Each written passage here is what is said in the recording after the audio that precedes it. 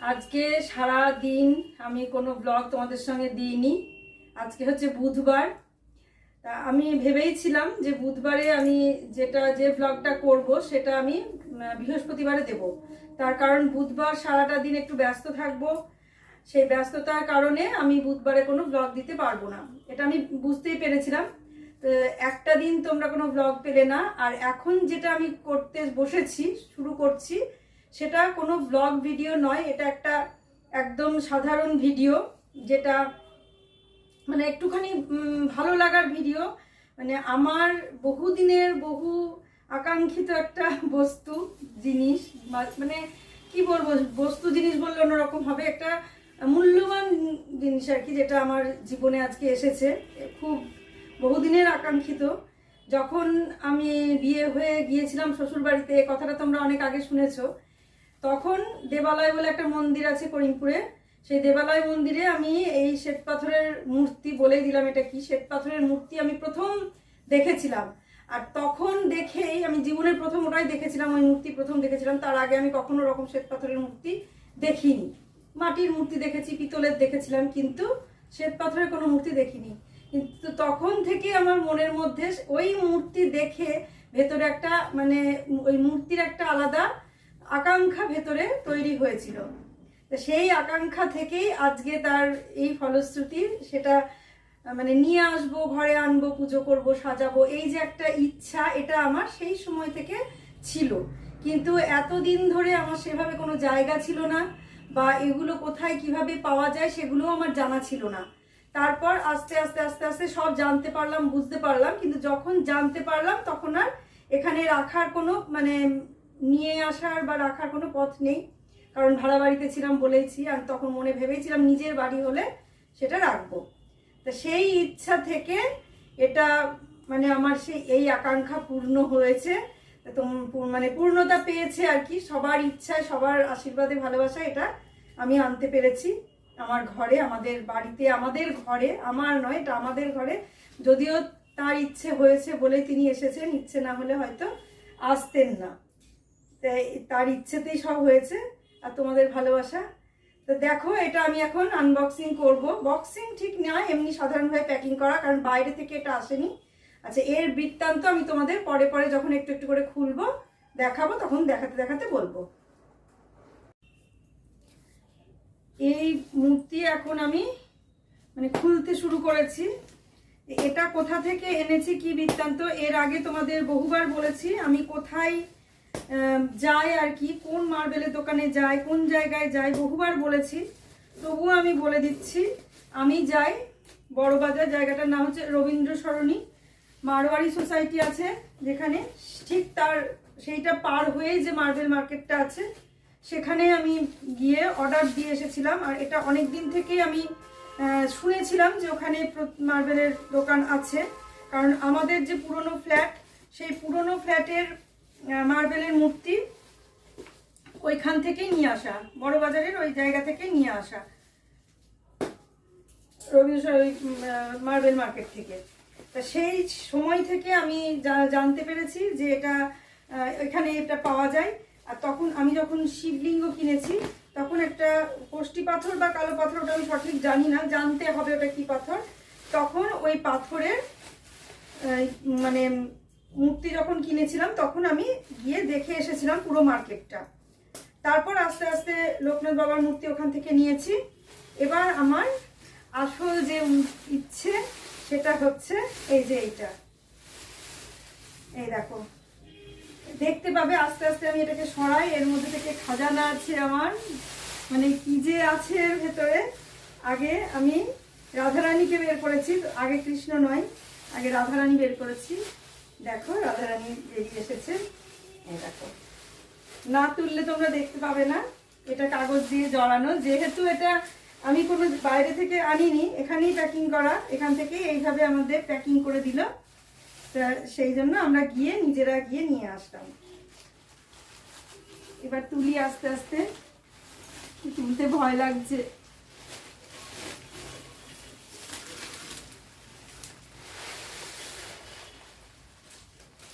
এইবার তোমরা বুঝতে পারছো নিশ্চয়ই, এই দেখো। আস্তে আস্তে ঢাকনাটা খুলি।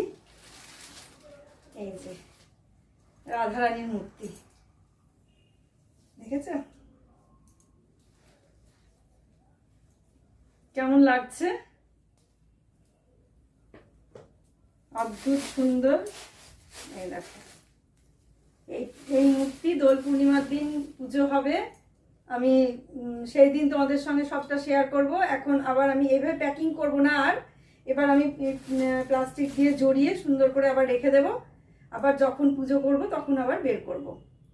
এবার রাধা কৃষ্ণ দেখায়, এবার কৃষ্ণকে বের করি, তারপর যুগল মূর্তি একসঙ্গে দেখাবো। কেটে যাবে। এবার এবার এতক্ষণ তোমরা দেখলে আমার রাধারানীকে, এই দেখো দেখতে পাচ্ছ, এই দেখো এখানে দাঁড় করিয়ে রেখেছি। এবার কৃষ্ণ ঠাকুরকে বের করব।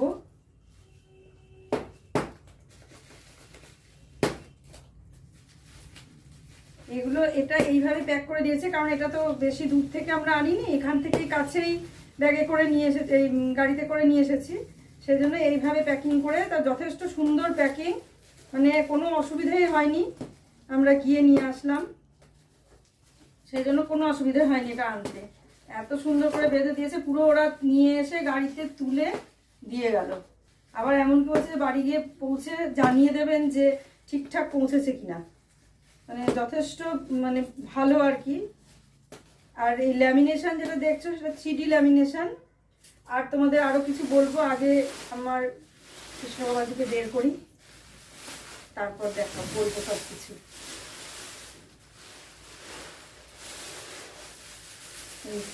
এর মধ্যে থেকে বেরোবে।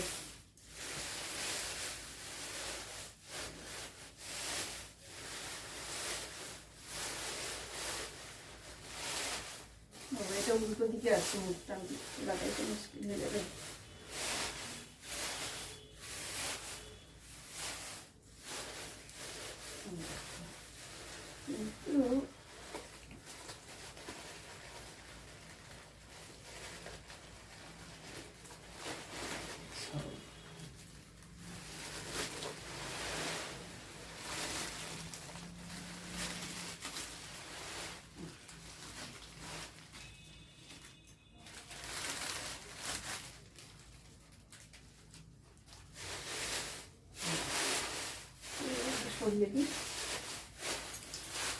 কেমন লাগছে এবার দেখো। তারপর এদের সম্পর্কে অনেক কিছু বলবো, ইনাদের সম্পর্কে অনেক কিছু বলবো। ততক্ষণ একটু দেখে নাও কেমন লাগছে, জানাবে তোমরা সবাই।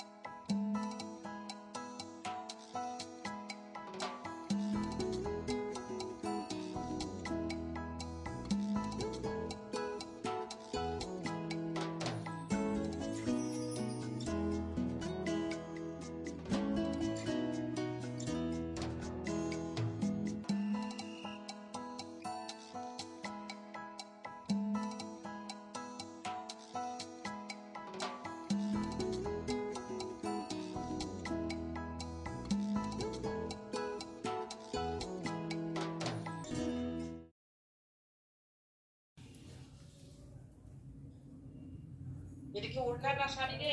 ওড়না, ওড়নাকে ডবল ভাঁজ করলাম। এরা করে পরিয়ে সামনে রাখ, এখনই টবের মধ্যে ভরে রাখে, ভাল লাগে আর টবের মধ্যে করে রাখলে।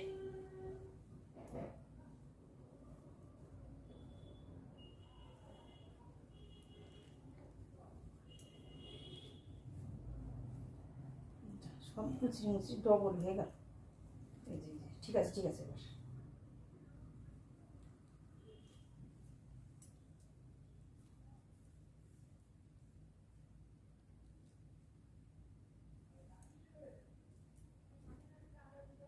বোঝা যাবে না, এখানে একটা পিন লাগাতে হবে, একটা পিন লাগাতে হবে। লাগাতে হবে না, দড়ি দিয়ে বেঁধে। দড়ি করি তো পাচ্ছি না খুঁজে এখন। তাহলে সেফটি পিন লাগা। সেফটি পিন নেই এখানে, সেফটি পিন আছে না দেখো তো, এই ডয়ারের মধ্যে দেখো অনেক সেফটি পিন আছে। একখান দেখো,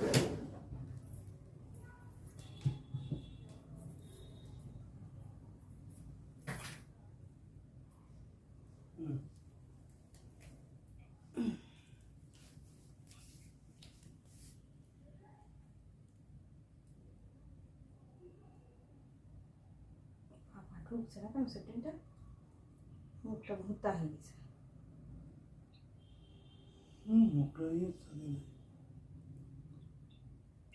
মোটা না, এটা পাতলাই, কিন্তু সেফটি পিনের মুখটা ভুতা হয়ে গেছে।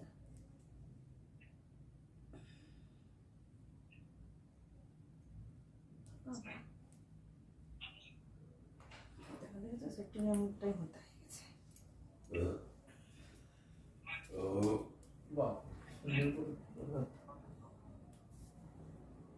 ঠিক আছে,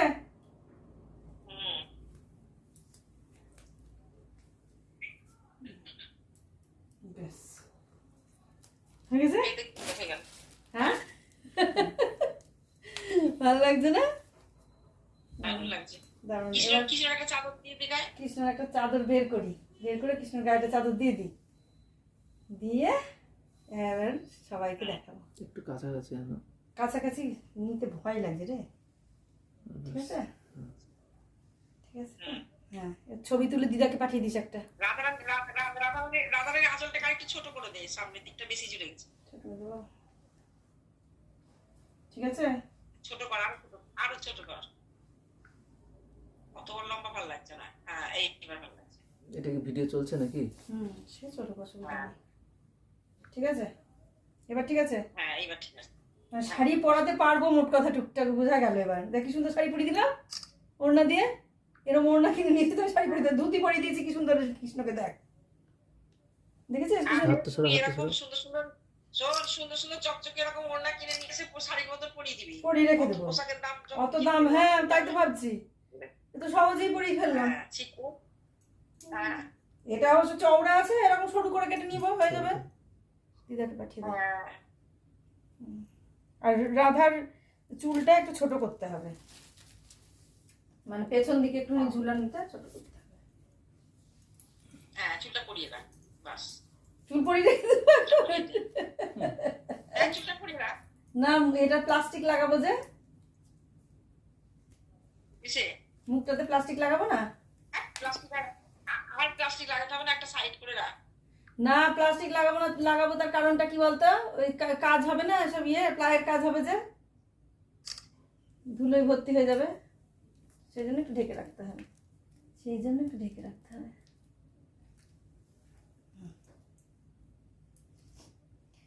এরা গায়ে একটা চাদর বের করি।